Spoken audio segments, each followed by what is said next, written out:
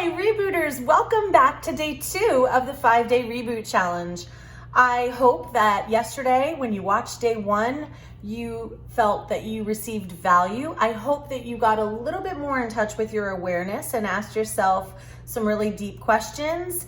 And I hope that you will share in our community some of the results you received from the life audit that you did. So today is day 2, and it is about beliefs. And I have a little secret for you, okay? Don't believe everything you think. So stay tuned, that's what we're gonna talk about today.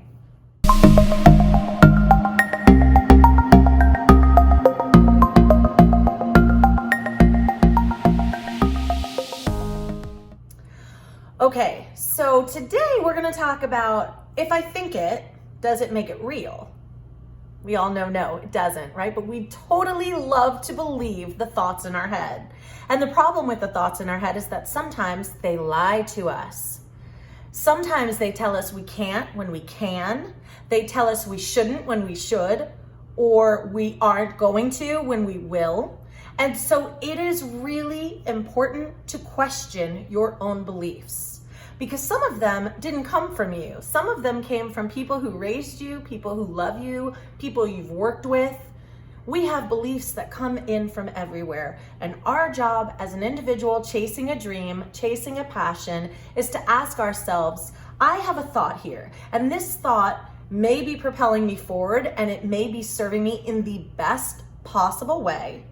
Or perhaps, if you're like me, you have some thoughts in your head that are not serving you. They are causing you fear and doubt, and they are putting the brakes on something that you really, really want, because they have you convinced that it cannot be yours.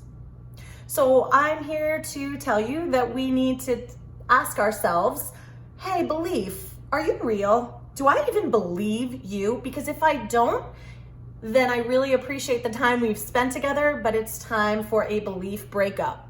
You are no more. I'm moving on. I got to get to where I need to go, and you aren't going to help me get there. Okay, that's the only way, because everything that we have starts right here. And you will see in today's transformational task that I wrote something that says the basic idea is that beliefs you have about yourself are what drive your long-term behavior. Where you are right now, good or bad, where you are in this moment was brought to you by, drumroll please, your beliefs. And it's as simple as that, because we either take action or do not take action based on the limitations that we believe exist. And sometimes they are real limitations. Sometimes there's physical barriers we can't break, or at least none that we know of right now. But sometimes it's nothing more than fear of failure, fear of success, fear of the unknown. I'm so safe here, and although it's not perfect, do I really want to have an adventure outside of this level of comfort? Do I really want to step into the darkness? I mean, I don't know. What if there's no net at the bottom? What if I jump off the cliff and there's no one to catch me? But what if you stay on the cliff for the rest of your life, never knowing the answer, knowing that there was a whole world waiting for you, but you were so safe and comfortable on that cliff that that was your reality forevermore? And if that sits well with you and standing on that edge is where you want to spend your life, then again, welcome. You are already living your reboot. But if you're anything like me, where you kind of were so curious, you're just looking over the edge going, man, what's out there? If I could just get myself to venture into the unknown, maybe I can shift my vantage point, shift my perspective, and change my reality. But it all starts right here. So your identity is connected to what you believe. And you will see a little chart in your task today that says identity and process and outcome. And it's really important that we realize that who we are in this moment is directly correlated to who we believe ourselves to be.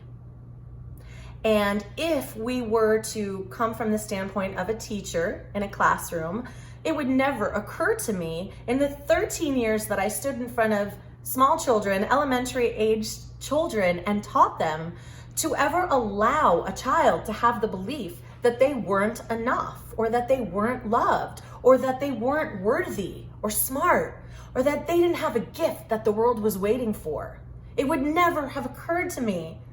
All I would have said is, of course you're worthy, you're all of those things. And it would have been my job, my mission, my ambition to change that belief around for that child, because I believe it. I know they can be more, do more, have more. And doesn't my self-talk, doesn't the dialogue within me deserve that kind of motivational speaker? Doesn't the inner dialogue inside me deserve someone on my side telling me all of those things? Don't I deserve to be in my own cheer section going, you've got this, Linda. You are smart enough, good enough, worthy enough. Listen, you could wait all day on your husband to tell you, your mom to tell you, your dad to tell you, your children to tell you, and you'll feel great and you'll give yourself a little pat on the back. But if you don't believe it, if you don't actually connect to that belief, it doesn't matter who tells you, it isn't real to you. And so today what we're going to try and do is uncover what those beliefs are. How many of them are real and serving us, and how many of them have been indoctrinated or given to us, or we just kind of, as we walked by, we were like, hey, that belief, I'll take it. Oh, once upon a time, someone told me I didn't do something well, so I decided to believe that I wasn't good enough. And we all do it. I mean, it's part of our humanity. But what's also part of our humanity is growth and adaptability. We are built to adapt to our environment. So if we want the environment to change, then we know our body and our mind will follow. If we tell ourselves, hey, it's time for a new belief. I believe that I can do anything I set my mind to. And I'm not just saying that, I believe that.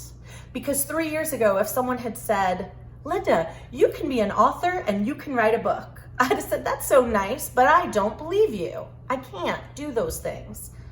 I'm not a good enough writer. I don't have enough of a story to tell. Blah, blah, blah. And when I got out of my own way and chose to create a new belief about me, I think you can be an author. It might not be easy. It might be scary at times, and not every single sentence and every single word on every single page will be perfectly written. And when I accepted imperfection, I'm going to try my very best, and I'm going to go after it with my heart and with my soul. And it's going to resonate with people. People are going to connect to that because that's what other people are trying to do. And as soon as I took that pressure off and I believed, of course my family and friends have always told me it was possible. But once I knew it was possible, off I went, and there was no stopping me. And no matter who, once you believe it, no matter who stands in your way and says, you can't be an author, you're definitely not a good enough writer. I've heard you speak, and sometimes you jumble up your idioms, so I think you probably can't write a book. Because once I told my husband to get off his high chair, because that's how I do idioms, because I didn't know that it was high horse. But you know what? It doesn't matter. People aren't looking for the book that is perfect, or maybe you are, but I know there's also a lot of people looking for humanness, authenticity. They just want to connect with another human being having the same life experience so that they know they're not alone, so that they know, wow, there's other people going through what I'm going through. So I must be okay. I must be normal. You know, if we're moms, we have this one thread in common. And we know that it's always hard as shit, and it's always the best thing that's ever happened to us and the hardest thing that's ever happened to us. We share that. And that is why moms love talking to other moms, because we want to know, did your day, you weren't a perfect mom today? Oh gosh, that's great. Neither was I. Thank God. You know? And so it's all about what we choose to believe and how we choose to show up. And tomorrow, what I'm going to talk to you about is why.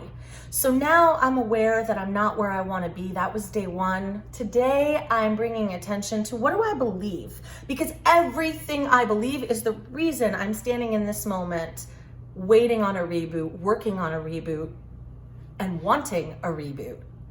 So I'm going to identify those beliefs. And from here, I'll be able to make some shifts. I'll be able to reconnect. Okay, now I know what's wrong. I believe things can change, and I'm ready for action. So your transformational task for tonight, for today, for whenever you choose to do it, is called 7 Levels Deep. And it's gonna sound a little confusing when you see it, but I've also given you a sample of my own 7 Levels Deep so that you can see exactly how the worksheet works. And so basically it starts with an essential question, that number 1 question, which is, why is it important for you to become successful?